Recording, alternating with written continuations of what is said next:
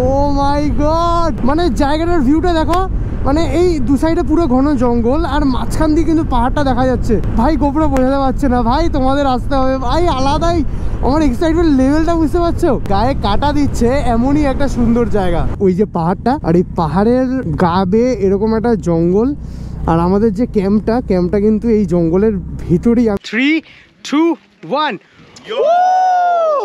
এরপরে আর কিচ্ছু হয় না।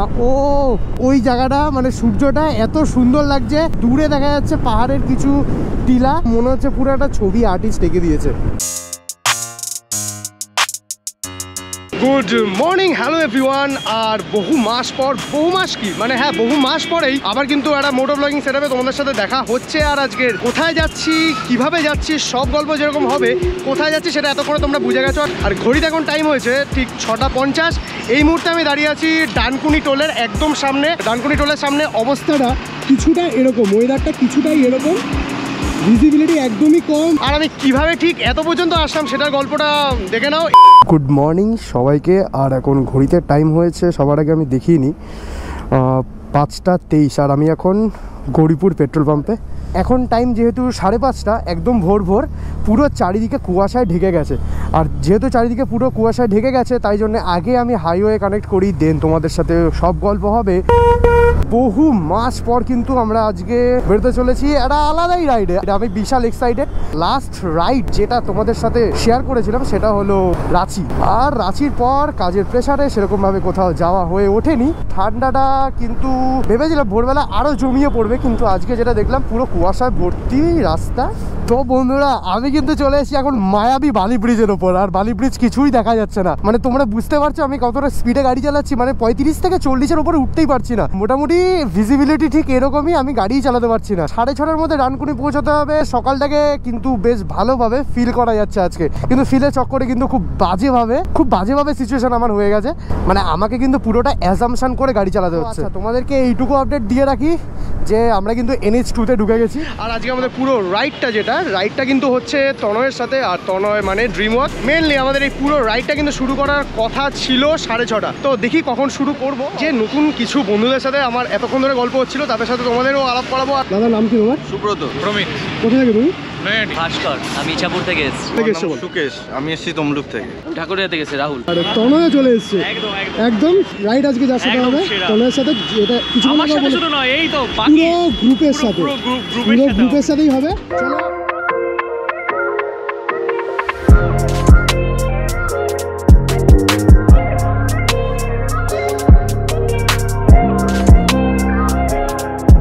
ফাইনালি কিন্তু এখন ঘড়ির কাটা টাইম হয়ে গেছে 7:54। আর এখন এই মুহূর্তে আমরা রাইড কমপ্লিটলি শুরু করে দিলাম।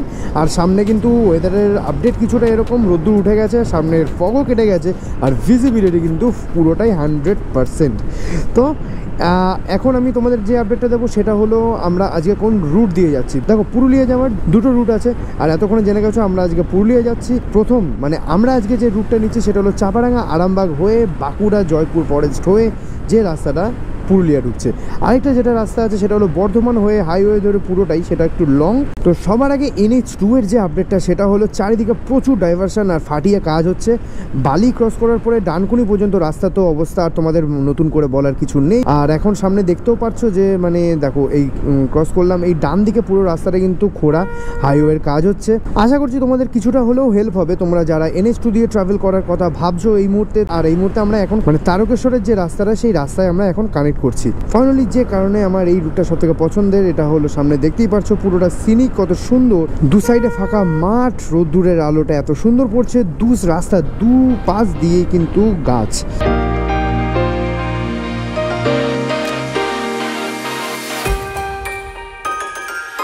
এই মুহূর্তে আমি কিন্তু চলে এসেছি তারকেশ্বর মন্দির। আমার সামনে দেখতে পাচ্ছ, আমার ডান দিকে হলো তারকেশ্বর মন্দিরের মেন গেটটা। জয় মা। আমার এই ডান দিক দিয়ে সোজা চলে যাচ্ছে তারকেশ্বর মায়ের মন্দির। সত্যি বলতে চাপাডাঙ্গা রোডটা যেটা আছে, চাপাডাঙ্গা রোডটা খুবই খারাপ। আপাতত এই মুহূর্তে দাঁড়িয়ে ভালো রাস্তা কানেক্ট করা গেছে। এটা হলো মুন্ডেশ্বরী নদী। কতটা দেখতে পাচ্ছ জানি না, জাস্ট দেখো এখান থেকে, মানে এখান থেকে ব্রিজটা এত সুন্দর হয়েছে আর ব্রিজের মেনটেন্যান্সগুলো এত সুন্দর। কিছু বছর আগেও এই রাস্তাটা এত খারাপ ছিল বলার মতন না। তো আর মাত্র 60 কিলোমিটার, 1 ঘন্টা 25 মিনিট দেখাচ্ছে। আর আমার একটু ফিল আপ করতে হবে, ফিল আপের প্রয়োজন নেই তবুও করে রাখবো।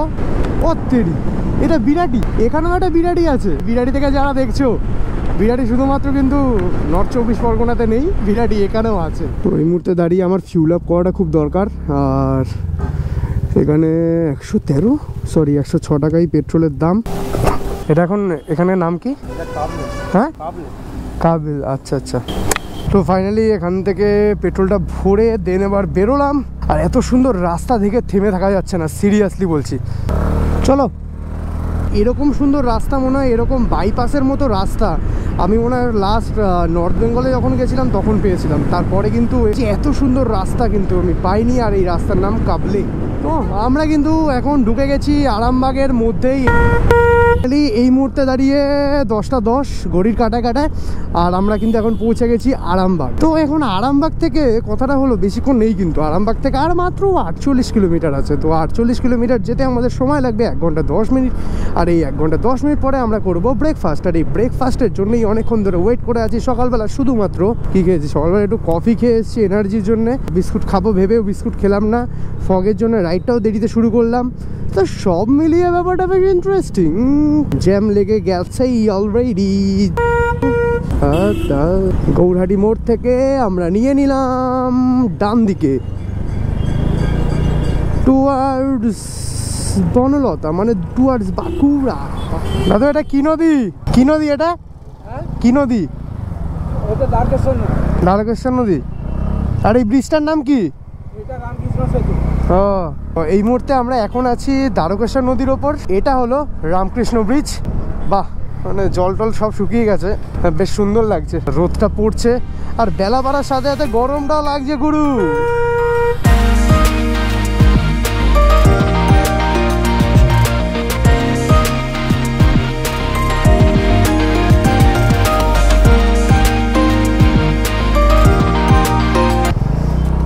এটা কি মোড় দাদা? জয়রামবাটি মোড় বলে। জয়রামবাটি মোড়। আচ্ছা আচ্ছা। এইদিকে কোথায় যাচ্ছে? জয়রামবাটি যাচ্ছে। জয়রামবাটি। আর এইদিকে তো বাঁকুড়া যাচ্ছে, বিষ্ণুপুর যাচ্ছে। রাইড কেমন হচ্ছে?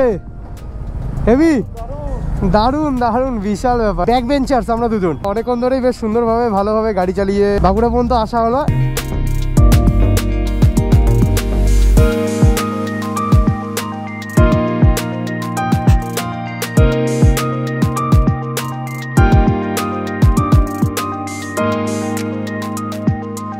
আচ্ছা গাইজ, আমরা কিন্তু বলতে বলতে জয়পুর পৌঁছে গেছি। তো আর কথা সব আমাদের আর সব আর এই তো আমাদের মোটামুটি সবাই এখানেই দাঁড়িয়ে আছে। তো ফাইনালি এখন ঘড়িতে টাইম হয়েছে 11:46। আর আমরা এসে পৌঁছেছি বনলতা রিসর্টে। গাড়ি বাইরে পার্ক করে এখন খাবার অর্ডার করে দিয়েছি। আর খাবারে আছে ডিম টোস্ট, সবারই প্রায় ডিম টোস্ট, সবারই ব্রেড টোস্ট আমার। আচ্ছা, ব্রেড টোস্ট। এরপরে খাওয়া দাওয়া হোক, খাওয়া দাওয়া হয়ে জয়পুর ফরেস্টের দিকে যাবো।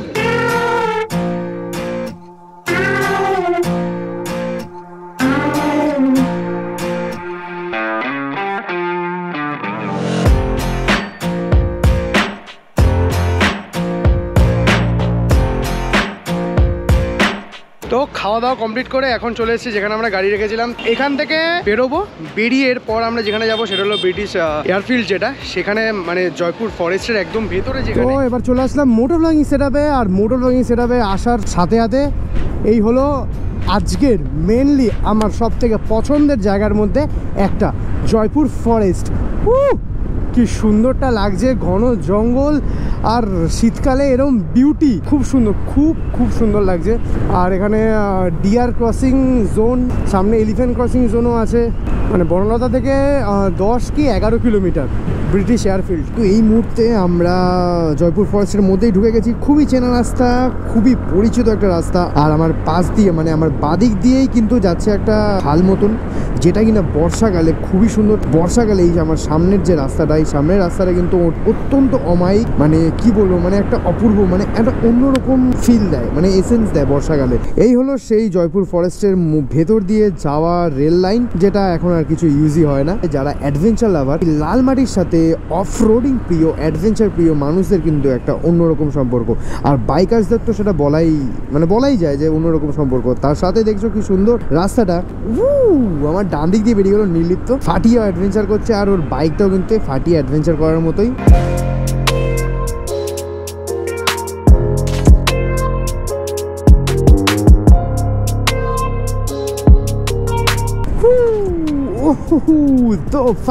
তো ফাইনালি আমি চলে এসেছি ব্রিটিশ এয়ারড্রোম। আর ব্রিটিশ এয়ারড্রোম মানেই জয়পুর ফরেস্টের ভেতরের রানওয়ে। আর এই রানওয়েটা কিন্তু মানে এই ফ্রেমটা জাস্ট দেখো, এই ফ্রেমটা কতটা সিনিক, মানে দূর পর্যন্ত পুরো সোজা রাস্তাটা। আর চারিদিকে এখন তো গাছপালা উঠে গেছে। আর এই ব্রিটিশ এয়ারড্রোমটা কিন্তু ইউজ হতো ব্রিটিশ মানে যুদ্ধবুদ্ধের সময়। তো ফাইনালি এখন মোটামুটি সবাই গাড়ি থেকে নেমে এই যে জায়গাটা দিয়ে আমরা ঢুকলাম, এই জায়গাটা পুরো অফরোড, পুরো মানে এই জায়গাটা ফুল অন মজা নিয়েছে সবাই সিরিয়াসলি। আর তারপরে এরকম একটা লাইন আপ করে আমরা এখন দাঁড়িয়েছি, ফটো তুলছি। তারপরে দেখতেই পারছো পুরো লাইন আপটা কীরকম।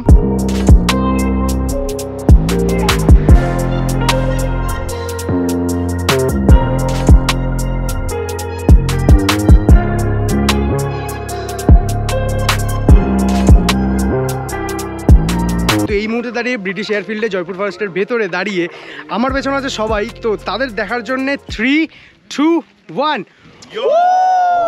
তো এখন ঘড়িতে টাইম হয়েছে 1:27 পুরো। আর এখন আমরা এয়ারফিল্ড ছেড়ে বেরোচ্ছি, মোটামুটি সবাই বেরোচ্ছি এখান থেকে। আর এবার কিন্তু টুয়ার্স আমরা পুরুলিয়া আমরা যে ক্যাম্পে থাকবো সেই ক্যাম্পের উদ্দেশ্যে এবার আমরা রওনা দিলাম। অফরোড প্যাচটাকে এত বেশিভাবে সবাই এনজয় করলো না, মানে সত্যি কথা বলতে একদম ফুল উসুল করে নিয়েছে প্রায় 1 ঘন্টা। সবাই বিশাল এনজয় করেছে। প্রায় এই মুহূর্তে দাঁড়িয়ে আমাদের এখনও 150 কিলোমিটার গাড়ি চালাতে হবে। তো জয়পুর ফরেস্ট ছেড়ে কিন্তু আমরা এখন এই মুহূর্তে বেরিয়ে গেছি। জঙ্গলে ঘেরা এই রাস্তাটাকে আমরা কমপ্লিট করে আমরা কিন্তু এই মুহূর্তে বিষ্ণুপুরের দিকে এগিয়ে চলেছি। আর বলতে এই মুহূর্তে চলে এসেছে আমার বাদিকে, দেখতে পাচ্ছ বাদিকের এই রাস্তাটা পুরোটা চলে আছে বিষ্ণুপুরের। এটা হলো বিষ্ণুপুরের গেট। তো তোমাদেরকে একটা ছোট আপডেট যেটা দিয়ে রাখি, আজকে আমাদের যে ক্যাম্পটা, সেই ক্যাম্পটার লোকেশান হলো সোনকুপি।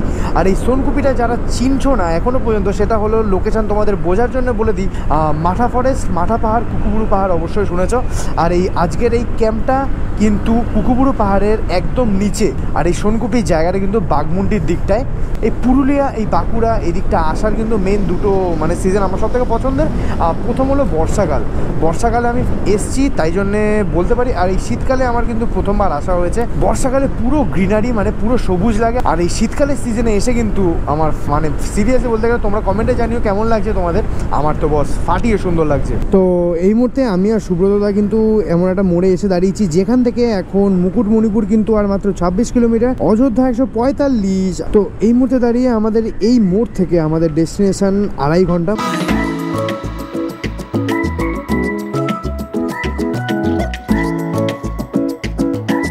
তো এই মুহূর্তে ফাইনালি আমার সামনে কিন্তু একটা মাইলস্টোন, পুরোটা গেট করে দেওয়া হয়, চলে গেল উপর দিয়ে। আর এখানে লেখা ছিল কিন্তু ওয়েলকাম টু পুরুলিয়া ডিস্ট্রিক্ট। আমরা এই মুহূর্তে পুরুলিয়া ডিস্ট্রিক্টের মধ্যে ঢুকে গেছি। আর যেখান থেকে এখনও পর্যন্ত Ayodhya hill 93 kilometre, Purulia exact Purulia কিন্তু 62 কিলোমিটার। আর সামনে মানবাজার, এই মানবাজার থেকে আমাদের ডান দিকে ঢুকে যেতে হবে।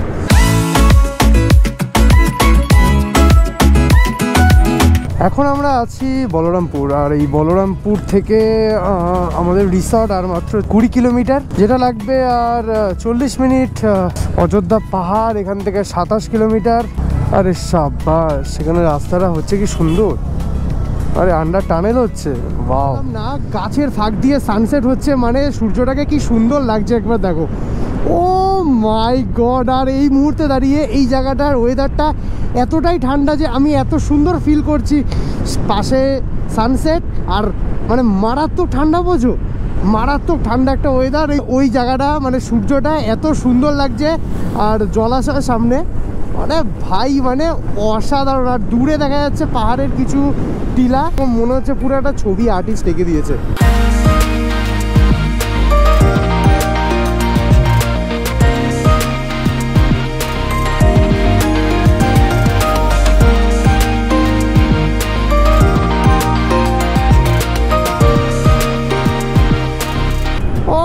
গড, আমার ডান দিকে দেখো। ও মাই গড, গায়ে কাটা দিচ্ছে এমনই একটা সুন্দর জায়গা। I love Purulia, I love Purulia brother. Baghmundi এখান থেকে আর 13 কিলোমিটার। এটা হলো পাখি পাহাড়, মানে আমার ডান দিকে যে পাহাড়টা দেখছো এটাই হলো পাখি পাহাড়। মানে আমি শুনেছি, এটা আমি দেখেওছি, পাহাড়ের পুরো গা বেয়ে কিন্তু পুরো পাখির ছবি আঁকা। মানে হয়তো বা কেউ এঁকেছে, কিন্তু দূর থেকে যখন কেউ দেখে পুরো অন্যরকম লাগে, পুরোটাই অন্যরকম লাগে। আর এখন আমি যে জঙ্গলটা, এই চারিদিকে এই জঙ্গলটার ভেতর দিয়ে যাচ্ছি, এটা হলো মাঠা ফরেস্ট। মানে দেখতেই পারছো ওই যে পাহাড়টা, আর এই পাহাড়ের গা বেয়ে এরকম একটা জঙ্গল। আর আমাদের যে ক্যাম্পটা কিন্তু এই জঙ্গলের ভিতরেই। বাদবাকি ডিসক্লেমার তোমাদের পরে দেবো। এটা হলো পাতালঘর, আমরা যে ক্যাম্পটা বুক করেছি সেটা হলো পাতালঘর। রাস্তাটা তোমরা কিছুটা দেখলে যে জঙ্গলের মধ্যে কতটা অফরোডিং করতে করতে এই জায়গাটা পৌঁছলাম। তো এখন ডিরেক্ট মোটো ব্লগিং থেকে চলে আসলাম খাওয়ার জায়গায়। যেহেতু বুঝতেই পারছো সেই ভোর থেকে, সেই সকাল থেকে কিন্তু ফাটিয়ে রাইড হচ্ছে, আর শরীরের অবস্থা প্রচণ্ড টায়ার্ড, মুখ চোখের অবস্থা তো আরও খারাপ। বাইকগুলো ঠিক ওখানে ওই জায়গাটা রাখলাম, রেখে সরাসরি আর কিছু না ভেবে খাবার জায়গায় চলে আসলাম। খাবারের যা আছে বুফে, স্যালাড, ভাত, ডাল, সবজি, মাছ, প্লেটটা নিয়ে শুধু খাবার পালা, সব কিছুই ready. A few moments later. তো এখন ঘড়িতে টাইম হচ্ছে 8:15। আমরা একটু রেস্ট, একটু খাবার, পুরোপুরি না হলেও কিছুটা চার্জ হয়ে গেছি। আর এখন আমাদের পুরোপুরি চার্জ করার জন্যে ছৌ নাচ অ্যারেঞ্জ করা হয়েছে।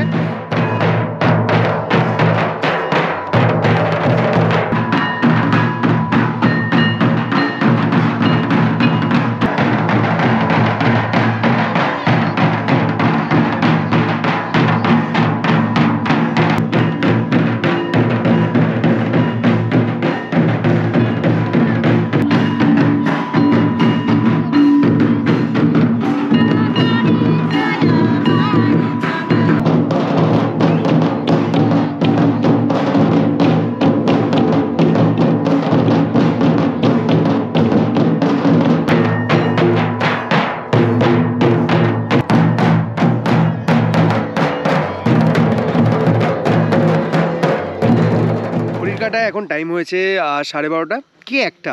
আর আমাদের কিন্তু মোটামুটি আজকে যে গল্প, আজকে যে কাহিনী, সবটাই কিন্তু তোমাদের সাথে শেয়ার করেছি। আর এত মাস পর ফাইনালি এরকম একটা গ্রুপ, এরকম একটা বাইক ট্রিপ, আর এরকম একটা জায়গা, আর এরকম একটা ওয়েদারের মধ্যে পুরো ট্রিপটা কমপ্লিট করেছি। আপাতত এই ভিডিওটা এখানেই করছি এন্ড। আর তাছাড়া আজকে পুরো ভিডিওটা অনেকটাই বড় হয়েছে, আর কেমন লাগলো সেটা কিন্তু ফটাফট কমেন্ট করে জানিয়ে ফেলো। দেখা হচ্ছে পরের ভিডিওতে। টিল দেন সবাই সুস্থ থাকো, ভালো থাকো, and chase your dream, chase your goal, and be positive. Tada.